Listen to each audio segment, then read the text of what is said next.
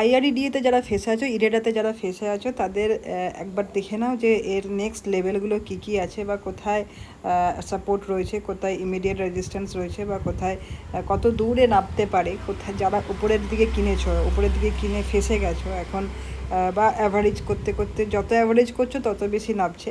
তো আজকে আমরা দেখে নিই যে এই যে নামছে, এর নামার আর কত নিচে নামতে পারে, বা কোথায় গিয়ে দাঁড়াতে পারে, বা কোথা থেকে রিভার্স হতে পারে, সেই লেভেলগুলো আজকে একটু দেখে নেবো।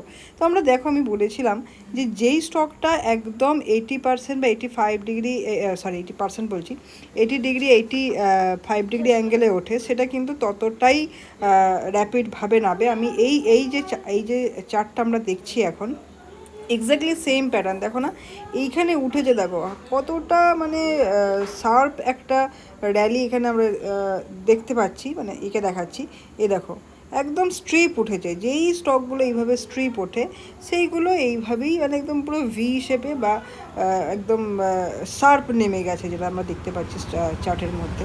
তো এখন দেখো, এখন যে লেভেলটাতে এটা বিলং করছে, অ্যারাউন্ড 120-র যে লেভেলটা, 119 120-তে এটা রয়েছে, এটা একটা মানে এমনি এটা একটা সাপোর্ট জোন বা সাপোর্ট জায়গাতে এখন রয়েছে। কারণ এই লেভেলটাতে আগেও সাপোর্ট নিয়ে একটুখানি ওঠার চেষ্টা করেছিল, মোটামুটি 118 লেভেলে একটা সাপোর্ট রয়েছে, যেটা আগের বার 118কে ছুঁয়ে হ্যাঁ ওপরে উঠেছিল, এবং সেটা সাস্টেন করতে পারেনি, 130-এ গিয়ে আবার এখন 118তে বা 118-19-এর এই জোনটাতে ট্রেড করছে।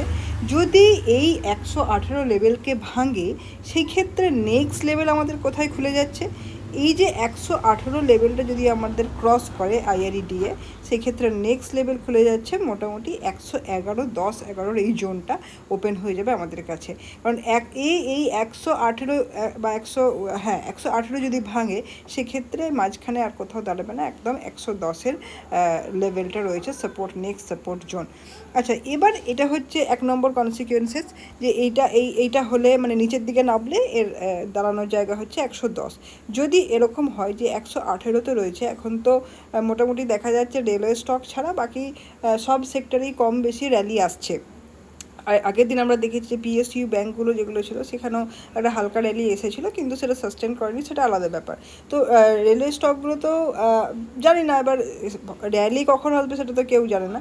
তো যদি এরকম হয় যে 118-র এখন যেই জোনটা রয়েছে, এখানটাই মানে বটম বানালো, এখান থেকে এবার ওঠার চেষ্টা করছে, বা এখান থেকে বাইং ইন্টারেস্ট আসছে, সেই ক্ষেত্রে আমাদের দেখতে হবে যে লেভেল কোথায় কোথায় রয়েছে।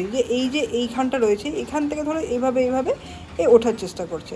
তো আমরা দেখে নেবো যে ওপরের দিকে লেভেল যেটা রয়েছে মোটামুটি 120, যেটা ইমিডিয়েট রেজিস্ট্যান্স আমাদের চোখের সামনে আমরা দেখতে পাচ্ছি, সেটা হচ্ছে 120 এই জোনটা মোটামুটি। হ্যাঁ, এই যে ধরো 120কে ছাড়িয়ে 129-30-এর যে জোনটা রয়েছে, এখানে একটা ইমিডিয়েট রেজিস্ট্যান্স রয়েছে।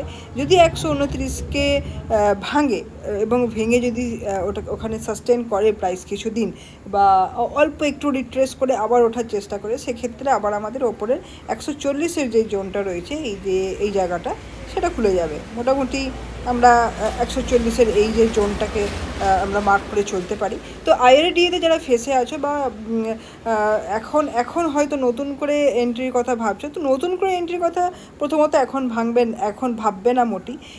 কিন্তু যারা অলরেডি কিনে বসে আছো ওপরের লেভেলে, ধরো কেউ এদিকে 160-এ কিনেছে, তারপরে আবার নেমেছে 150-এ অ্যাভারেজ করেছে, আবার নেমেছে 140-এ অ্যাভারেজ করেছে, তো এরকম সিনারিও যাদের হয়েছে, তারা একটু ওয়েট করে দেখে নাও যে প্রাইস কি কথা বলছে বা কোথায় যাওয়ার চেষ্টা করছে। 118 এখন চলছে, 119 এখন চলছে, 119 যদি ভাঙে, সেক্ষেত্রে 110-এ আমরা কিছু অ্যাভারেজ করব। আর যদি এখানে 119-এ অনেক দিন ধরে সময় কাটাচ্ছে, এখানে যদি সময় কাটিয়ে আবার ওঠার চেষ্টা করে, সেক্ষেত্রে ইমিডিয়েট আমরা এখন মানে কেনাকাটি করব না, একটু ওয়েট করব, দেখব যে ওপরের 130-এর যে জোনটা রয়েছে সেটাকে সাস্টেন করছে কিনা। যদি 130-এর জোনটা সাস্টেন করে, সেক্ষেত্রে আমরা আবার এর হায়ার লেভেলস দেখতে পাবো। তো ঠিক আছে, আমরা আবার পরের দিন অন্য স্টক নিয়ে কথা বলবো।